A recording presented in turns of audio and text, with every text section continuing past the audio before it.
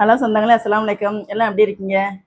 நம்ம ஃபேன்சி கிச்சனில் டிஃப்ரெண்ட்டான சூப்பரான மீன் குழம்பு வச்சுருக்கோம். அதான் நான் கையில் வச்சுருக்கேன். என்னன்னு தெரியுதா உங்களுக்கு?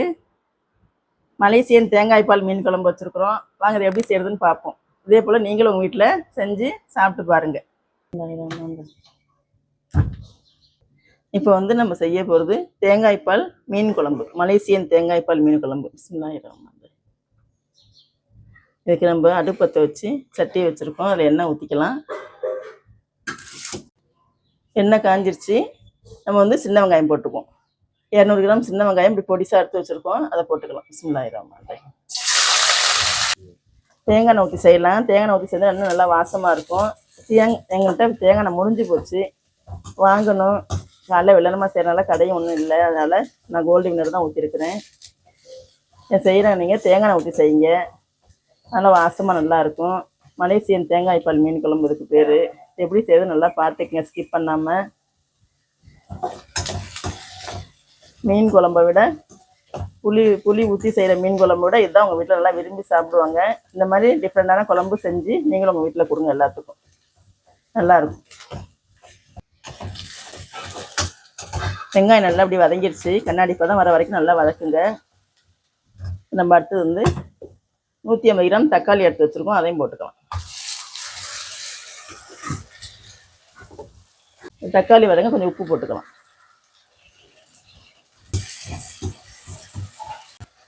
இது ஒரு 4 பச்சை மிளகாய் போட்டுக்கலாம். ஒரு கொத்து கருவேப்பிலை போட்டுக்கலாம். கொஞ்சம் மல்லித்தலை போட்டுக்கலாம். எல்லாத்தையும் நல்லா போட்டு ஒன்றா வதக்கி விடுங்க. எல்லா குழம்புக்கும் மசாலா வதங்கிறது தான் ரொம்ப முக்கியம். மசாலாவிலேருந்து எண்ணெய் நல்லா பிரிஞ்சு வர வரைக்கும் நல்லா வதக்கினா தான் குழம்பு நல்லா டேஸ்ட்டாக இருக்கும். ஒரு ஸ்பூன் இஞ்சி பூண்டு பேஸ்ட்டு போட்டுக்குவோம்.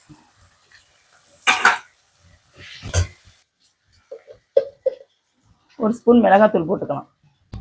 ஒரு ஸ்பூன் மஞ்சத்தூள் போட்டுக்கலாம். ஒரு ஸ்பூன் மல்லித்தூள் போட்டுக்குவோம். எல்லாத்தையும் நல்லா ஒன்றா போட்டு கிளறி விடலாம். 2 தேங்காய் வரைச்சி நல்லா பால் தலைப்பால் நல்லா கெட்டியாக வச்சுருக்கோம். அதை எடுத்து இப்போ இதில் ஊற்றிக்கலாம்.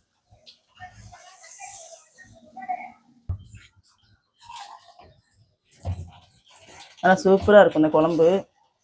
இந்த குழம்புக்கு தேவையான அளவு உப்பு போட்டுக்கலாம்.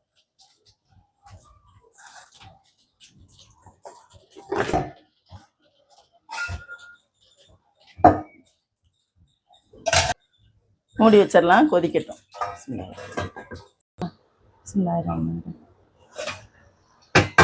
நல்லா கொதி வந்துருச்சு. நம்ம மீன் போட்டுக்கலாம். இதில் உப்பு செக் பண்ணி பார்த்துக்குங்க, உப்பு இருக்கா என்னான்ட்டு. வஞ்சர மீன் வாங்கியிருக்கோம், அதை போடலாம்.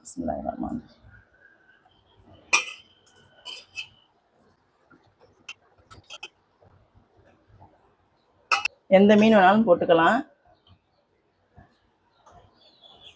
மீன் குழம்புக்கு, தேங்காய் பால் மீன் குழம்புக்கு மீன் போட்டு ஒரு 5 நிமிஷம் கொதிக்கட்டும். அப்புறம் ஆஃப் பண்ணிக்கலாம்.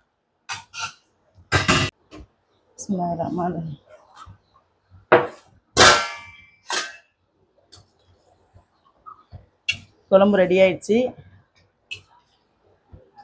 மீன் போட்டு ரொம்ப நேரம் வேக விடாதீங்க, மீன் கரைஞ்சிரும். போட்டு 5 நிமிஷத்தில் ஆஃப் பண்ணிடுங்க. அந்த சூட்லேயே நல்லா மீன் வெந்துடும். அவ்வளோதான், குழம்பு ரெடி ஆயிடுச்சு. நீங்களும் உங்கள் வீட்டில் இதே போல் செஞ்சு பாருங்கள். டிஃப்ரெண்டான குழம்பு வீட்டில் அதுவும் செஞ்சு கொடுங்க. இதே தான் விரும்பி கேட்பாங்க உங்கள் வீட்டில். செஞ்சு சாப்பிட்டு பார்த்துட்டு எப்படின்னு கமெண்ட்டில் சொல்லுங்கள். மற்றவங்க ஷேர் பண்ணுங்கள், சப்ஸ்கிரைப் பண்ணுங்கள். அஸ்ஸலாமு அலைக்கும்.